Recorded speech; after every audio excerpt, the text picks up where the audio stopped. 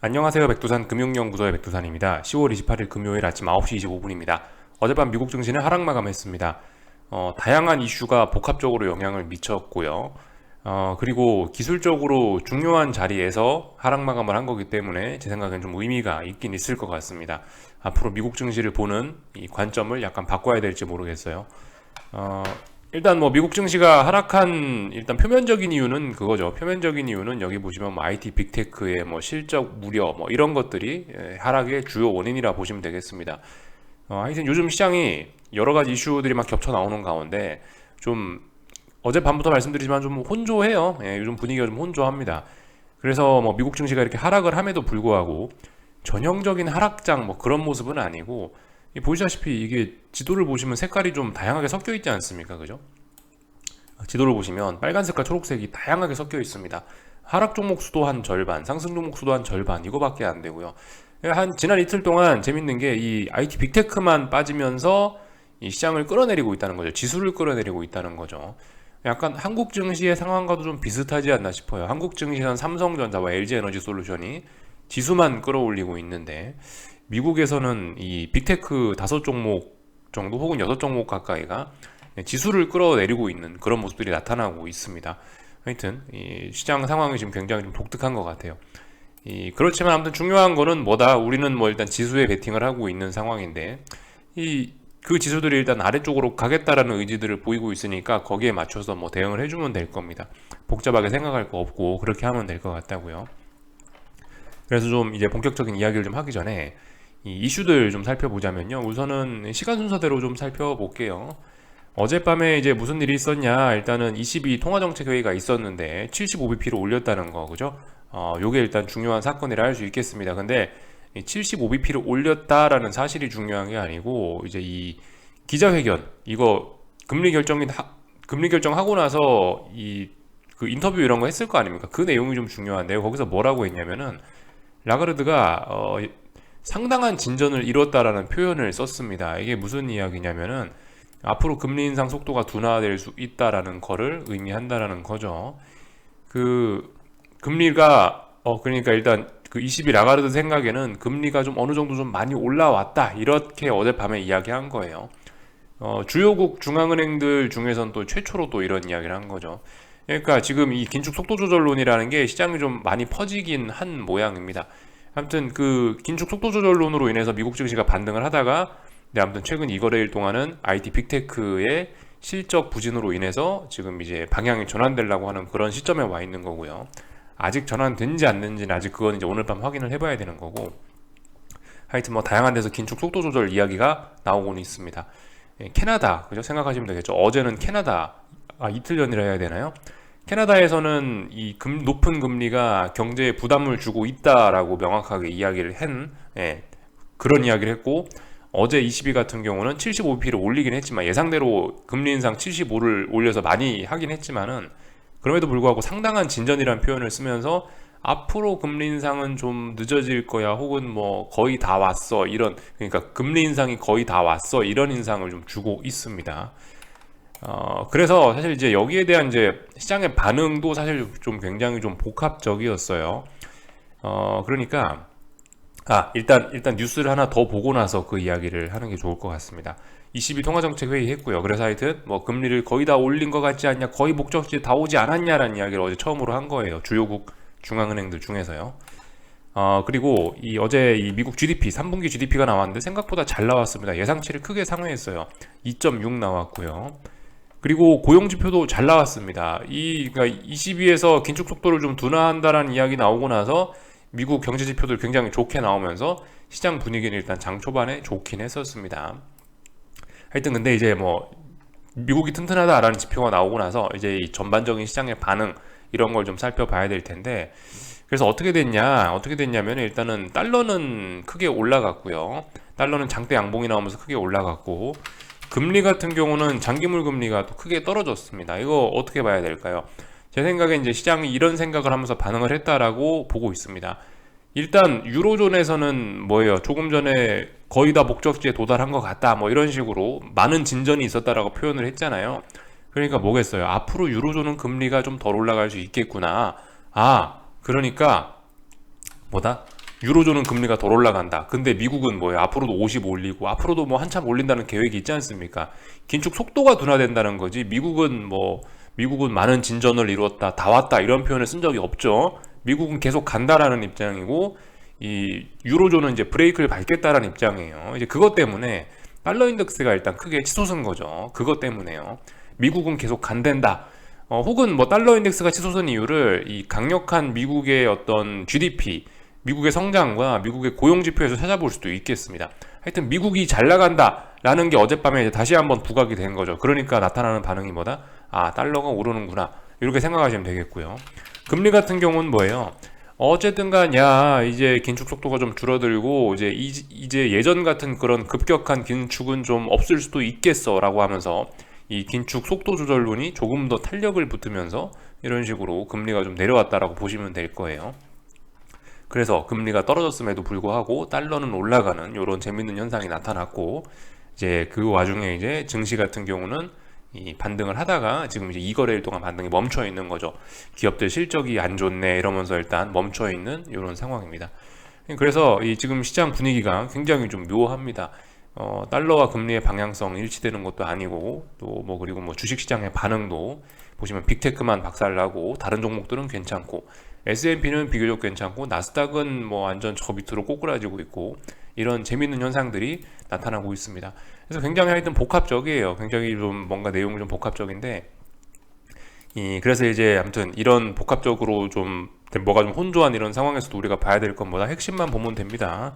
하여튼 어젯밤에 그래서 그 장단기 금리 차가 역전이 더욱더 심화가 됐겠죠, 그죠? 10년물하고 3개월물 금리 이렇게 계속해서 역전이 심화가 되고 있습니다. 뭐 어쨌든 계속 말씀을 드리지만 이렇게 역전이 되고 있는 이 구간에서는 증시는 그래도 괜찮을 수 있어요. 이게 이제 다시 어느 순간 정상화될 거 아닙니까? 어느 순간 정상화되는 이런 순간에는 시장이 이제 큰 위기에 빠졌었다라는 게 이제 주요 이제 그 지금까지 있었던 일이긴 합니다. 참고적으로 이런 거 보시면 될 것 같고요. 하여튼 그런 일들이 어젯밤에는 있었고요. 이제 이 이슈 이야기를 조금 좀 더 해야 될 것 같아요. 그 장 마감하고 나서 애플하고 아마존 실적 나왔죠. 여기 보시면 애플하고 아마존 실적 나왔는데 애플은 잘 나왔고요. 이 아마존은 물 말아 먹었습니다. 근데 이제 잘 나온 애플보다는 시장은 지금 아마존에 좀 더 관심을 가져주는 것 같더라고요. 그래서 이것 때문에 보시다시피 시장 분위기가 지금 현재 또 별로 좋지는 않습니다. 미국 증시 보시면은 나스닥이 지금 현재 0.8% 하락 중이고 S&P가 0.6% 하락 중이니까요. 일단 저 아마존 실적의 영향을 크게 받았다 이렇게 생각하시면 되겠고요. 그래서 일단 분위기는 안 좋구나 생각하시면 되겠습니다. 그래서 아마존 같은 경우는 지금 이제 이 시간 외에서 실적 발표하고 12% 급락하고 있고 애플 같은 경우는 실적 좋았다고 하니까 0.4% 상승하고 있습니다. 근데 이제 아마존의 영향이 더 컸긴 컸던 것 같아요. 그러니까 시장이 안 좋으니까 안 좋은 실적에 사람들이 조금 더 관심을 좀 많이 기울이는 것 같아요. 그래서 저런 부분이 좀 시장에 많이 반영되는 것 같습니다. 아마존이 급락하면서 애플의 실적 좋은 거는 좀 약간 좀 등한시하게 되는 이런 모습 나타나고 있어요. 그래서 애플이 어쨌든 요즘에 계속해서 시장을 좀 지켜주려고 노력하고 있는데 아무튼 쉽지는 않은 그런 상황입니다. 사실상 이제 지금 시장을 이제 미국 증시를 방어하는 건 사실상 애플하고 뭐 테슬라 정도밖에 없다라고 생각하는데요. 그나마 테슬라도 최근에는 좀 물 말아 먹었고 애플 사실 한 종목이 지금 이제 거의 이 전 세계 주식시장을 지금 버티게 하는 원동력이 사실 애플 아닌가 싶긴 합니다. 아무튼 애플 뭐 실적 괜찮았다니까 일단 뭐 지켜보자고요. 애플 같은 경우는 하여튼 튼튼해요. 아직까지 뭐 그렇다 할 의미 있는 지지선을 붕괴시킨 것도 아니고 전혀 어떤 뭐 지금까지 박스권이죠. 뭐 솔직히 말하면 물론 뭐 엄밀히 따지면 뭐 이렇게 뭐 고점과 저점이 낮아지는 뭐 이런 하락 추세 중이긴 한데 아무튼 좀 이 어떻게 보면 또 큰 박스권이란 말입니다. 그래서 사실 좀 잘 버티는 편이에요. 왜 잘 버티겠습니까? 이거 애플의 자사주 매입 때문이겠죠. 지금 시장 상황이 정말 독특해요. 어떻게 보면 전 세계 증시가 애플의 자사주 매입 요거 하나 믿고 지금 이거 하나에 기대서 지금 전 세계 증시가 잘 버티고 있다라는 생각도 들긴 하는데요. 말씀드리다시피 근데 이거 하나에 기대서 지금 증시가 버티고 있으면 어떻게 되겠어요? 언젠가 이제 애플이 주춤하면은 그럼 이제 지금까지 빠졌던 건 아무것도 아닌 게 될 수도 있습니다. 본격적으로 이제 애플이 여기 어딘가를 붕괴시키면서 내려오기 시작하면 레벨 다운이 되기 시작하면은 세계 증시는 이제 본격적으로 뭔가를 또 볼 수 있게 되겠죠. 다른 세상을 또 볼 수 있게 되겠죠. 하여튼 애플이 강하다라는 이야기를 좀 드렸고요. 참고로 뭐 다른 종목들 이제 흐름만 좀 간단하게 살펴보자면은 아마존 같은 경우는 시간외에서 96달러 정도에 거래되는 것 같더라고요. 그러니까 이 정도 선입니다. 그래서 어쨌든 이제 다시 중요한 지지선 어떤 매물대 부분까지 좀 내려오긴 했네요. 참고로 뭐 일부 증권사들에서는 이런 얘기 하더라고요. 이 아마존의 주가가 뭐 코스피에 뭐 몇 개월 정도 선행하는 경향을 가진다라고 하긴 하던데, 아무튼 그런 경향이 있는지 저는 명확하게 확인은 안 해봤는데, 그런 경향이 확실하다면은 일단은 전저점을 붕괴시키고 또 레벨 다운이 되는 거니까 주가가 아무래도 한국 증시도 안 좋을 수 있겠죠. 하여튼 코스피하고 아마존 주가하고 뭔가 좀 관련이 좀 많은 모양이긴 한가 보더라고요. 그래서 아마 오늘 아마존 실적이 안 좋았으니까 코스피도 뭐 좀 안 좋지 않을까 싶긴 하네요. 안 좋은 영향을 받지 않을까 싶긴 하네요. 다만 아무튼 이제 한국 증시 이야기를 잠깐 하자면은, 지금 한국 증시는 어제 급등을 했었고요. 그리고 일단 뭐 강력한 매수세 이런 걸 바탕으로 해서 미국과 달리 탄력적인 반등을 이어나가고 있는 상황입니다. 그러니까 미국이 하락을 했더라도 오늘 일단 한국 증시는 그래도 일단 위쪽으로 좀 더 밀려 올라가려는 그런 움직임을 보일 것 같습니다. 일단 이렇게 좀 이야기를 해드려 놓고, 참고로 이제 다시 미국 좀 이야기 하던 거 마저 하자면은, 991 같은 경우는 보시다시피 여기 이 전저점 자리를 붕괴시켰습니다. 그래서 전저점 자리가 여기였죠. 여기 있는 이 전저점 자리를 실적이 안 좋다 어쩌저쩌다 하면서 붕괴시켰어요. 그래서 계속해서 하락이 진행이 되고 있습니다. 빅테크 친구들이 하여튼 지금까지 이 전 세계 증시를, 미국 증시를 이끌고 올라오던 어떤 대장주였는데, 대장주들이 이제 하나 둘씩 맛이 가고 있고 애플 하나 남았다, 이렇게 보시면 될 것 같아요. 테슬라도 뭐 거의 뭐 맛이 가기 직전입니다. 테슬라도 지금 여기 어디 뭐 정고점 자리 이쪽 어디서 지금 놀고 있다는 것 자체가 일단 별로 좋지 않다라는 거고, 사실상 이제 애플 하나에 기대서, 사실 글쎄요, 뭐 어떻게 보면 뭐 테슬라도 뭐 어느 정도 역할을 한다 볼 수 있겠는데, 하여튼 지금 전 세계적으로 봤을 때 애플 한 종목에 기대서 지금 세계 증시가 버티고 있다는 느낌이 좀 있긴 있습니다. 그래서 하여튼 뭐 이 정도까지 미국 증시를 좀 살펴봤고, 오래간만에 좀 개별 종목들 좀 살펴본 거고요.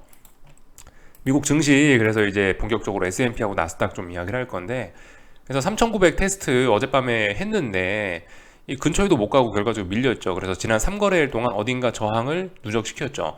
3거래일 동안 멈췄죠, 일단은. 그래서 3850 뭐 이 정도 자리에서 일단은 저항이 누적되면서 멈춰 있습니다. 일단 방향 전환 될 수 있는 거죠. 그래서 어제 등장한 그런 매도세를 기준으로 해서 S&P도 일단은 오늘 밤에 하락하는 게 일단 자연스럽다라고 일단 이야기를 할게요. 지난 3거래일 동안 누적시켰고 뭐 어느 정도 5일선도 붕괴시켰고 하니까 일단 아래쪽으로 가겠지라고 보겠다는 겁니다. 이제는 뭐 위쪽으로 올라가겠다는 게 자연스러운 게 아니고, 이제는 아래쪽으로 일단 내려오는 게 자연스럽다라고 이야기를 할게요.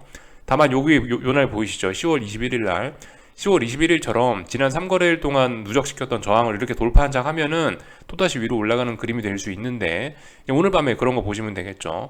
그래서 이제 어제까지 나온 이 매도 신호를 바탕으로 해서 뭔가 해볼 수 있는 근거는 생겼습니다. 그래서 오늘 밤에 뭔가 해볼 수 있는데, 오늘 밤에 이제 만약 다시 이렇게 10월 21일처럼 이런 그림 나오면 도망가면 되겠죠. 만약 계속 그냥 아래로 빠지면 또 뭔가 또 해보면 되는 거고요. 그래서 미국 증시 어젯밤에 방향성을 이제 올라가던 반등을 멈추고 아래쪽으로 가겠다라고 일단 매도세를 일단 보여주긴 한 거예요. 이 정도 보시면 될 것 같고, 나스닥도 그렇습니다. 나스닥도 보시면은, 나스닥은 좀 더욱더 상황이 심각하죠. 나스닥 같은 경우는 결과적으로 여기 11,650이라는 이 자리, 여기 직전 고점 자리를 넘지 못한 거예요. 안착에 실패한 겁니다. 그러니까 사실상 물론 뭐 고점은 좀 높였을지 모르겠지만, 참 S&P 같은 경우는 그러니까 좀 강하단 말이에요. 사실 지금 이제 나스닥 IT 빅테크가 약한 거지. 그래서 나스닥이 약한 거지.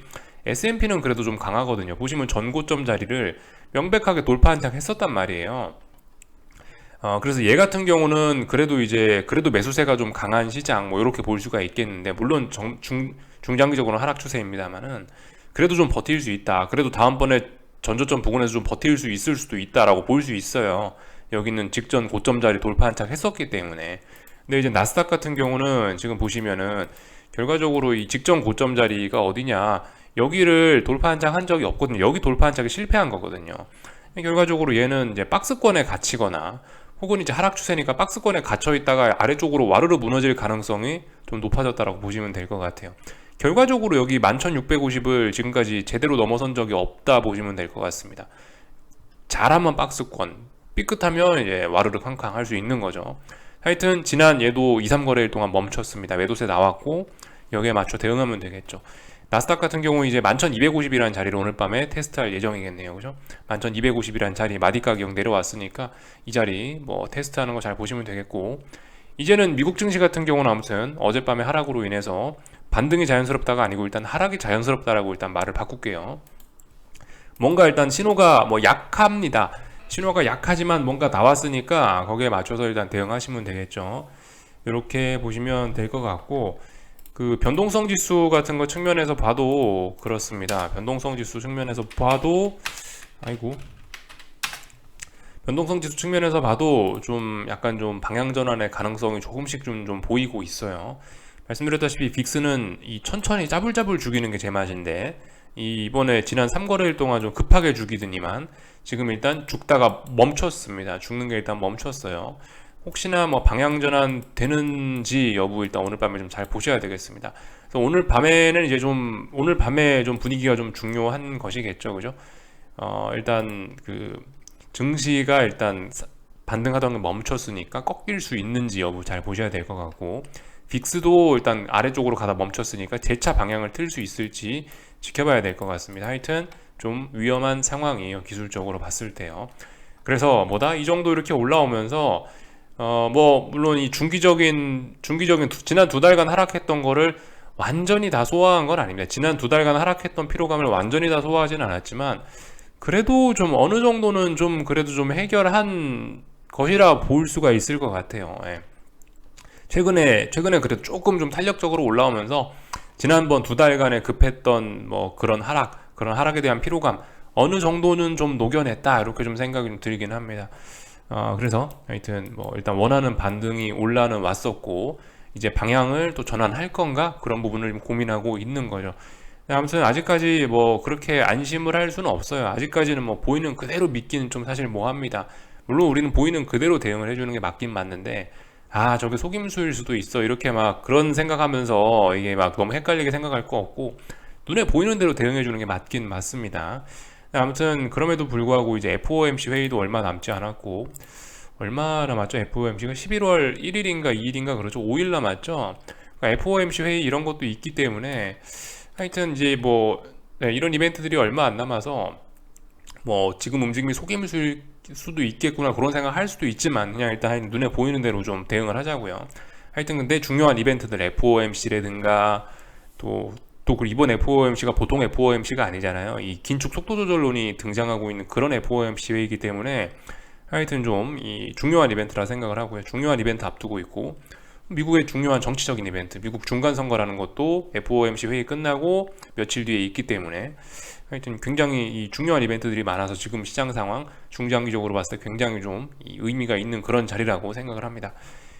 그러니까 좀 당장 꺾이겠다라고 하고 있으니까 여기 맞춰 대응은 하는데 계속해서 긴장을 하고 있어야 된다, 이런 이야기를 좀 드리고 싶은 거예요. 장단기 금리차 10년물하고 3개월물이 역전된 것도 굉장히 그것도 역사적인 의미가 있고요. 그렇기 때문에 지금 굉장히 하여튼 중요한 자리임에 틀림이 없습니다. 미국 증시 좀 살펴봤고요. 달러 인덱스 같은 거 살펴볼 건데, 일단 뭐 유로화 보면 되겠죠. 유로화 같은 경우 어떻습니까? 보시다시피 모양이 이렇게 됐어요. 이 중요한 저항 여기라고 말씀드렸죠. 이 자리를 돌파한 척 해야 이제 뭐 하락 추세가 끝났다, 뭐 이런 이야기 하락 추세가 멈췄네, 끝났네, 이런 이야기 할 수 있는데, 근데 보시다시피 어젯밤에 뭐예요? 유로존이 이제 뭐 많은 금리 인상에 많은 진전을 이루었다라고 했잖아요. 거의 다 온 것처럼 그런 식으로 이야기를 했잖아요. 그러니까 뭡니까? 바로 유로화 약세 튀어나오죠. 그리고 중요한 지지선 다시 붕괴시켰죠. 그리고 전일 상승한 거 10월 26일에 상승했던 양봉 전부 다 장악해서 하락 마감해버렸죠.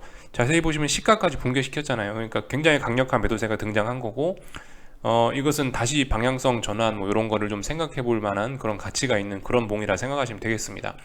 다시 방향성 전환될 가능성 충분히 있어요. 이제 이 연속성만 좀 확인을 해주면 되는 겁니다. 아래쪽으로 계속 갈지 이런 것들 여부만 좀 확인해주면 될 것 같아요. 강력한 매도세가 등장한 거죠. 거꾸로 이야기하면 뭐예요? 그만큼 달러에도 강력한 매수세가 등장했을 수 있다, 이렇게 볼 수가 있겠죠. 하여튼 달러 강세는 보니까 쉽게 꺾일 것 같지는 않다라는 거 잘 봐야 될 것 같고, 기술적으로 중요한 자리를 다시 붕괴시켰다, 여부를 이런 것들 확인하시면 되겠습니다. 그리고 뭐 나머지는 얼추 다 본 것 같습니다. 특별한 거 뭐 할 얘기는 없고요. 한국 증시 삼성전자는 6만원짜리가 이제 중요한 저항이라 말씀드렸는데 일단 뭐 저항 맞고 밀리고 있는 모습이긴 하고요.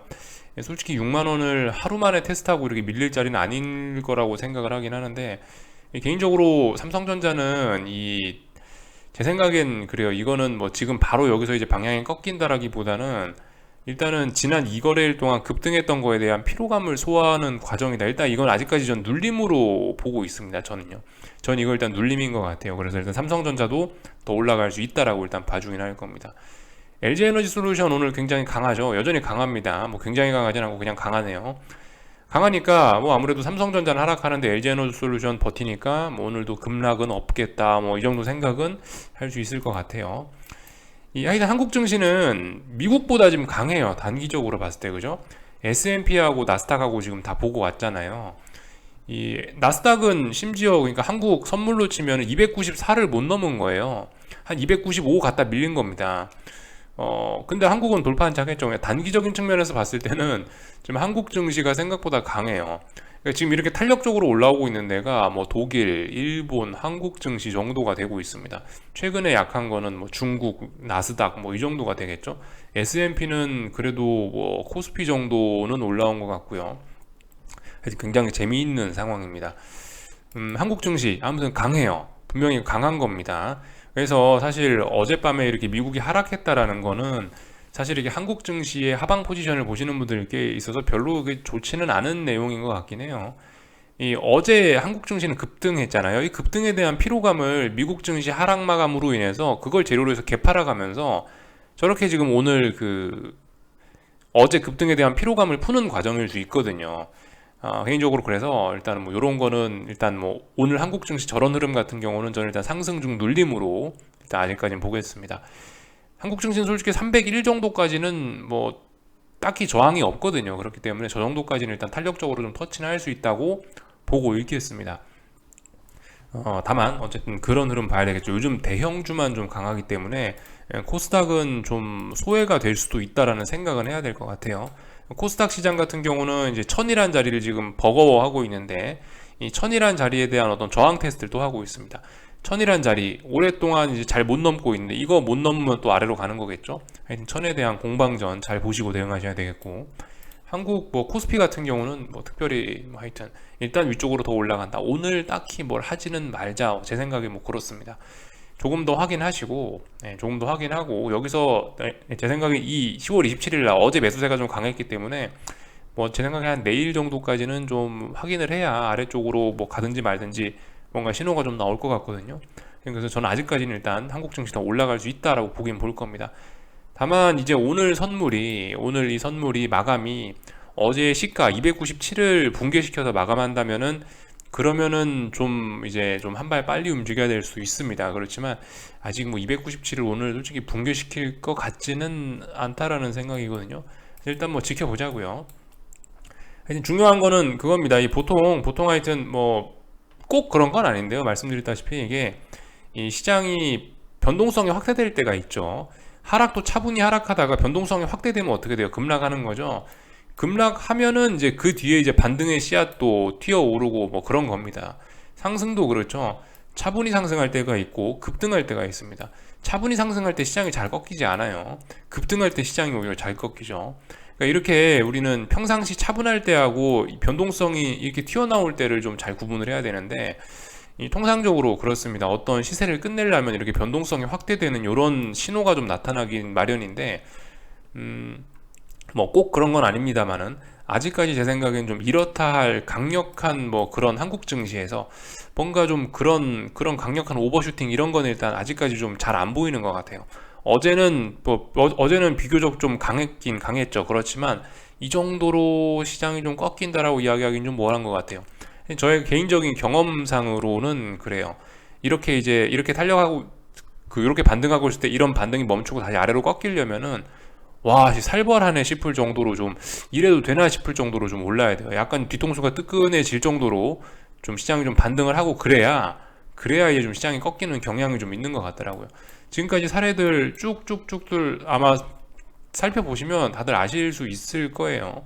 급등이 나와야 이게 급락도 나오거든요.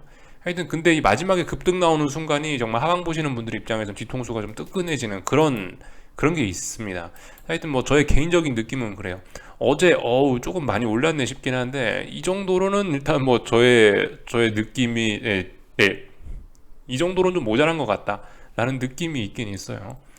물론 뭐 이게 항상 변동성을 이렇게 뭐 꼭 뭐 이렇게 꺾이는 것만은 아닙니다. 이렇게 뭐 둥근 천장형, 둥근 바닥형 이런 것도 있기 마련이죠. 둥글게 꺾일 수도 있습니다. 드물지만요. 하여튼 미국은 지금 약간 근데 둥글게 꺾이려는 이런 생각인 것 같고, 한국은 변동성을 확대시키면서 이렇게 뾰족하게 만들어 가려는 그런 모습인 것 같아요. 이 패턴 차이도 조금 있으니까 이런 것도 좀 신경 써서 보시면 좋을 것 같아요. 뭐 이 정도까지 하겠습니다. 궁금한 거 리플 남겨주시고 오늘 저녁에 뵙도록 하겠습니다. 여기서 마치겠습니다.